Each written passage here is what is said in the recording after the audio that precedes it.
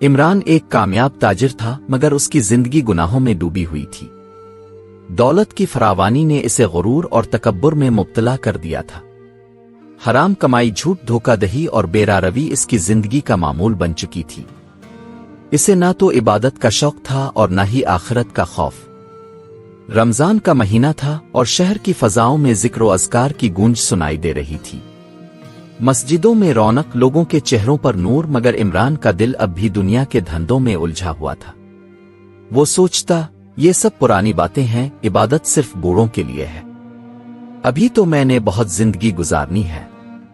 रमजान की 27वीं रात थी। हर तरफ नूर की बरसात हो रही थी। शहर की गलियों में मस्जिदों से आने वाली दुआओं की सदाएं गूंज रही थीं। मगर इमरान अपने बंगले में बैठा दुनियावी लज्जतों में मशगूल था। इसी रात जब वो थका हुआ सोया तो एक अजीब व गरीब ख्वाब देखा। ख्वाब में वो खुद को एक सुनसान कब्रिस्तान में पाया। चारों तरफ अंधेरा, खौफनाक सन्नाटा, और अचानक एक हौलनाक आवाज आई, ए इमरान, अगर आज की रात तौबा ना की तो फिर मौका नहीं मिलेगा। वो खौफ से कांपने लगा। अचानक इसके सामने एक लाश बेकफन पड़ी हुई थी। वो लाश धीरे धीरे सड़ने लगी और उससे सख्त बदबू आने लगी। इमरान ने जब गौर से देखा तो वो लाश इसी की थी। वो चीखा, नहीं, मैं मरना नहीं चाहता, मुझे एक मौका दो। मगर कोई जवाब ना आया। खौफ के मारे वो जोर से चीखा और हड़बड़ा कर बिस्तर से उठा। ये ख्वाब इमरान की आंखें खोलने के लिए काफी था।